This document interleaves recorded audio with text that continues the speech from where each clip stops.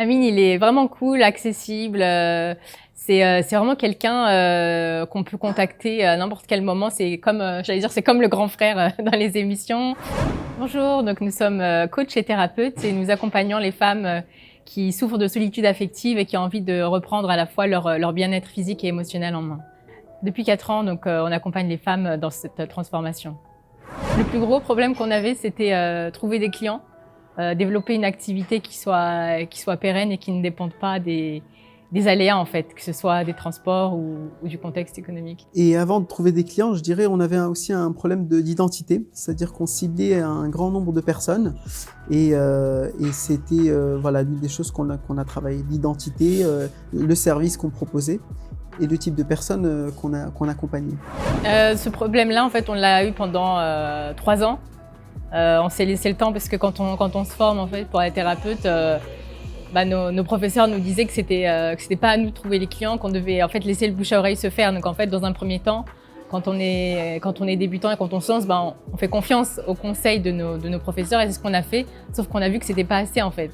Au bout d'1 an, 2 ans, 3 ans, on voyait que il y avait du bouche à oreille, il y avait des très bons retours de nos clients, mais que c'était pas assez. Donc au bout de 3 ans, on s'est dit bon, si on a envie de continuer dans ce sens-là, il va falloir donner un coup d'accélérateur et c'est là qu'on... Je dirais qu'il y avait aussi un autre problème, c'est qu'on testait plusieurs choses en même temps, sans forcément laisser une période de maturation pour voir si une option était viable ou pas.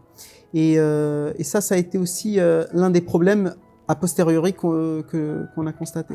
Le cadre. Avoir un cadre, c'est-à-dire une personne qui nous dise les étapes clés du point A au point B avec les différents... Croire à un processus qui a fait ses preuves pour être justement accompagné et analyser aussi nos blocages, les choses qu'on faisait mal, donc améliorer en fait toutes nos bonnes pratiques et surtout changer notre mindset. On s'est rendu compte que c'était ça la clé en fait pour se transformer. Je trouve ce qui était intéressant donc nous on a assisté à un séminaire un samedi après-midi et je pense qu'à partir du moment où on posait des questions précises, cadrées, du style c'est quoi le problème que vous voulez résoudre pour vos clients, je pense que déjà ça nous a permis de voir nos failles. Et il y a eu aussi un courant qui est passé avec Amine, et avec l'équipe. Et donc nous on a décidé, voilà, la décision est émotionnelle, on s'est dit allez, sautons.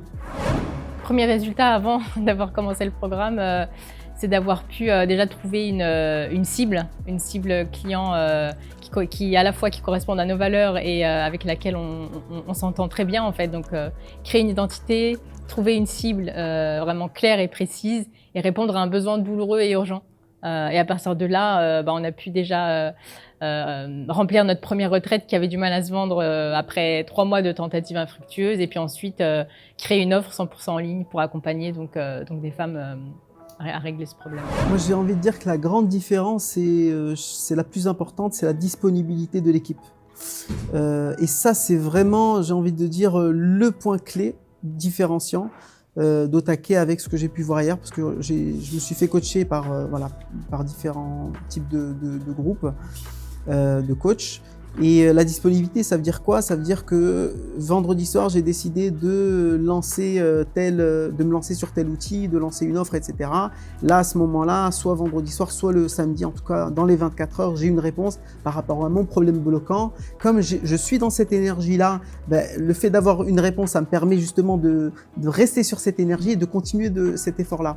Contrairement aux autres programmes où il fallait attendre la date rendez-vous la semaine d'après ou 15 jours après, où finalement cette énergie disparaît, cette envie disparaît.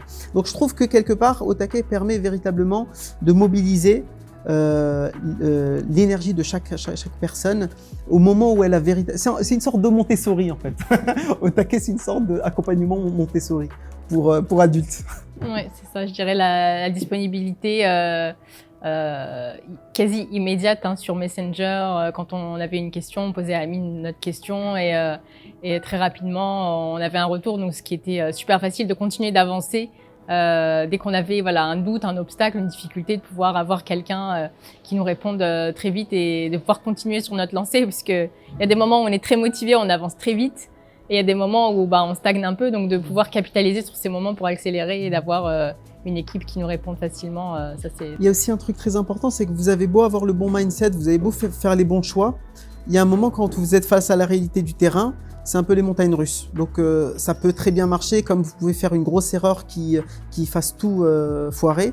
Et à ce moment-là, il y a Amine, t'inquiète, on est passé par là, ou je connais telle personne qui est passée par là, voilà ce qu'elle a fait. Donc en fait, ça permet de se rassurer et de ne pas, j'ai envie de dire, rester collé dans ce doute-là et rester inactif. En fait. Donc c'est véritablement, permettre de rebondir. On a rebondi un certain nombre de fois avant de véritablement trouver notre voie. Le travail ne suffit pas, être conscient ne suffit pas. Ensuite, il faut pouvoir gérer ses émotions, ses propres croyances. Et là, au taquet, ils étaient disponibles. Moi, je dirais la confiance. Il y a la confiance qui a beaucoup changé. Le fait d'être cadré, c'est-à-dire que fais confiance au process, reste concentré sur une idée tout en la modifiant en fonction de ce que te renvoient les clients à l'extérieur. Mais l'idée, c'est de garder un certain cap et d'être à l'aise par rapport à ça. Moi, en tout cas, la confiance a été un gros changement.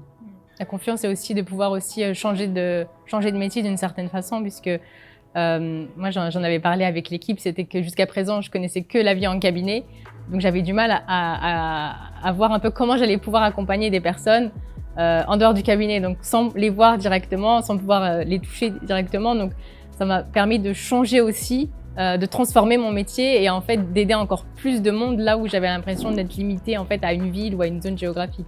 Donc transformer mon métier, transformer ma perception de mon métier et aussi de voir qu'en fait même à distance il y a de très belles choses qu'on peut faire pour accompagner d'autres femmes. Je dirais faites le choix du cœur, hein. C'est un choix émotionnel. Vous avez envie d'avancer, d'avoir quelqu'un qui est là en fait, qui est derrière vous. Vous allez avancer vraiment à votre rythme. Vous allez avoir un soutien et en petit groupe par rapport à certains accompagnements où vous pouvez être 50, 100, 150. Là, c'est vraiment du sur-mesure et ça, c'est super appréciable d'avoir quelqu'un presque qui vous prend par la main et qui vous montre exactement par où passer. Donc, faites le choix du cœur et si vous sentez que c'est le bon moment, que c'est la bonne énergie, allez-y. Moi, je dirais, si vous pensez que vous avez la capacité d'aider d'autres personnes ou d'atteindre d'autres personnes et que vous proposez une valeur qui est importante et qui va aider d'autres personnes, à ce moment-là, il y a plus d'hésitation. Si vous hésitez, c'est peut-être que vous hésitez dans ce que vous avez à apporter et que vous n'êtes pas forcément confiant. Et dans ce cas-là, il y a besoin de continuer de se tester, de se former. Amine, il est vraiment cool, accessible. C'est vraiment quelqu'un qu'on peut contacter à n'importe quel moment. C'est comme, c'est comme le grand frère dans les émissions qui nous dit voilà, je te conseille de faire ça, si ça marche pas, on essaiera autre chose. Donc c'est vraiment quelqu'un de très disponible, très généreux, très bienveillant, qui s'adapte en fait à tout le monde, hein, quelle que soit la problématique. Moi, je dirais qu'il est très cohérent et congruent par rapport à ce qu'il propose. C'est-à-dire qu'en fait, il a un grain de folie qui fait que il se lance des challenges, des aventures. Il a pas de limite dans sa tête. C'est-à-dire que ce soit en termes de business, en termes de se faire plaisir, en termes de projet. Et du coup, ça permet finalement, il est cohérent par rapport à ce qu'il propose et les gens qui ont des blocages, des freins, allez se mettre en binôme pendant la formation avec Amine. Je trouve que c'est un duo gagnant, quoi. Ouais, on se sent largement beaucoup plus serein qu'avant. On se dit que tout est possible en fait. On a vu que ce soit Amine ou d'autres personnes qui le font. Nous, on avait toujours rêvé d'être des nomades digitales. On en avait parlé pendant 2-3 ans. On disait tiens, on aimerait bien partir en sac à dos, pouvoir voyager, travailler d'où on veut. Et en fait, on se disait ouais, mais peut-être que c'est pas possible. Ceux qui le font, ça doit être des fous. Ou bien peut-être que ils sont super riches et ils peuvent se le permettre. Et aujourd'hui, on comprend que en fait, c'est tout à fait possible. C'est à notre portée. Donc je dirais que notre futur, on le voit en tout cas. En ligne et en voyageant et surtout en étant congruent avec nos valeurs en fait, en vraiment se faisant plaisir et en transmettant le maximum d'esprit positif aussi aux personnes. Ouais. Moi aujourd'hui je me sens plus libre qu'avant. Pourtant on va dire que j'ai un cursus très classique et j'ai un certain nombre d'études, mais qui ne m'ont pas donné cette confiance et cette volonté de changer d'un environnement à un autre, d'une structure à une autre.